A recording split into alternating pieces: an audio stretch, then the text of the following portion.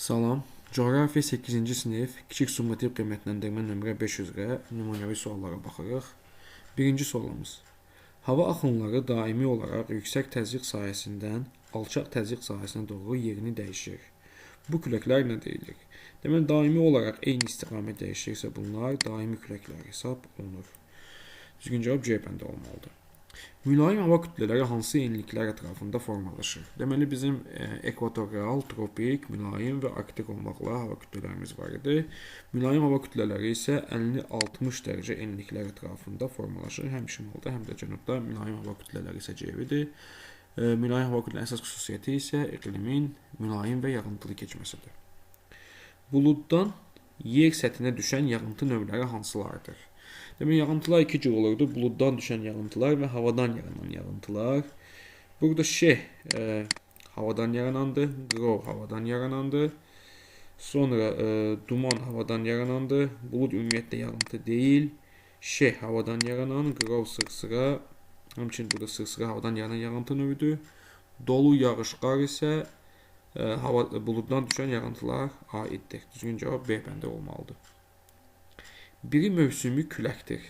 Deməli, küləklər bayaq biz daimi küləklər demişdik. Bir də mövsümi küləklər. Yəni bunlara biz musson deyilir. Yəni mövsüm fəsil sözündən götürülüb. Föhn dağ-dərə küləkləridir. Passatlar və qərb küləkləri daimi küləklərdir. Briz küləkləri isə sütqalıq küləklərdir.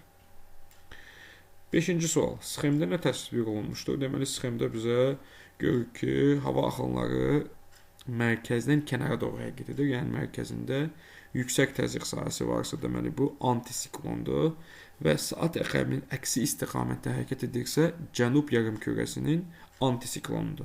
Yəni bu da bizə A bəndində verilib, cənub yarımkürəsinin antisiklonu. 6-cı sual. Yağışlar düşmə xarakterinə görə deməli leysan yağışı olur, aramsız narın yağışı olur və çiskin yağış olur. Deməli, düzgün cavab A bəndə olmalıdır. Sonra 7-ci sual. Biri atmosfer cəbhəsi deyil. Deməli, atmosfer cəbhələri müxtəlif hava kütlələrinin toqquşduğu sərhədlərə atmosfer cəbhələri deyilirdi. Deməli, ekvatorial və tropik toqquşursa bu tropik cəbhə, tropiklə mülayim toqquşur mülayim cəbhə, mülayimlə arktik şimalda toqquşursa Arktika cəbhəsi, cənubda toqquşursa Antarktika cəbhələridir. Amma ekvatorial cəbhə deyə cəbhə yoxdur. Ekvatorial tropik toqquşursa bu tropik cəbhədir. 8-ci sual. Daimi küləkləri müəyyən edən, deməli, qərb küləkləri daimi küləklərdir. Tropikdən mülayimə doğru əsir. Brizlər sütqalıqdır. Xəzri Azərbaycan hissəcəyi olan yerli küləkdir. Musson mövsümi küləkdir. Cənub-şərq və passat küləkləri də daimi küləklərdir. Deməli, burada cavab 1, 4, 5 olmalıdır. Yəni, Y bəndi. 9-cu sual. İqlim əmələ gətirən əsas və ikinci dərəcədə amilləri müəyyən edin. Deməli, iqlim əmələ gətirən amillər iki cür olurdu. Əsas amillər və ikinci dərəcədə amillər. Bir, bizə mütləq hündürlük deyilib, əsas amil deyil. Deməli, bir variantı səhvdir. 2, coğrafi enlik düzdür, əsas amildir. Relyef də ikinci dərəcədə amildir. Deməli, bu bizə 2 doğrudur. 3-də hava kütlələri düzdür, əsas amildir. Səth örtüyü də həmçinin əsas amil. Yəni, əsas amillər bizim üçün coğrafi enlikdir. Yəni, hava kütlələridir və səth örtüyü əsas amilləridir.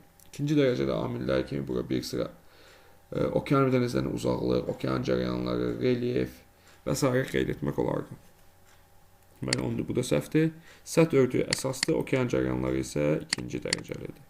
Deməli, 4 də doğrudur. Deməli, düzgün cavab 2, 4, C bəndində verilib. Sonra 10-cu suala baxaq. İsti cəbhə. Deməli, əgər isti hava gəlib soyuq havanı sıxışdırırsa, bu isti cəbhədir. İsti hava soyuq havanı sıxışdırdıqda yaranır. Deməli, bu Y bəndidir. Coriolis qüvvəsi. Coriolis qüvvəsi yerin öz oxu ətrafında fırlanmasını göstərən qüvvə Coriolis qüvvəsidir. Yəni, bunun səbəbi ekvator, yəni ərazinin daha sürətli, ekvator sürətin yer öz oxudan fırlanması yönü azalması nəticəsində Coriolis qüvvəsi formalaşırdı.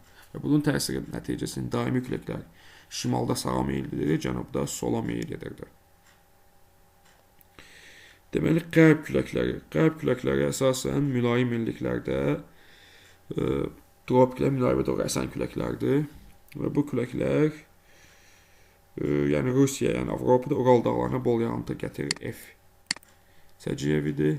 Musson küləkləri Cənub-Şərqi Asiyada çəltik inkişafına müsbət təsir göstərir. Bəli, bu da doğru. Bu da B bəndi üçün səciyyəvidir. Burada yağıntılar gətirir və çəltikdə bildiyimiz kimi bol yağıntı lazımdır. Smerç. Smerç tornado deyilir. Yəni burulğan var yaxanın hərəkətidir və fəlakətli dağıntılara səbəb olur. Yəni xortum forması hərəkət edən dağıntılara səbəb olan təbiət hadisəsidir. Burada C səciyyəvidir. İqlim davamlı olur və uzun tarixi dövrdə dəyişir. Uzun tarixi dövr, yəni çox uzun müddət sonra dəyişilir. Bu iqlimdir. Bu da D səciyyəvidir. Deməli 1-ə Y, 2-yə A, 1-ə Y, 2-yə A, 3F, 3F, 4B, 5C və 6D, yəni düzgün cavab D bəndidir bu sualımızda da.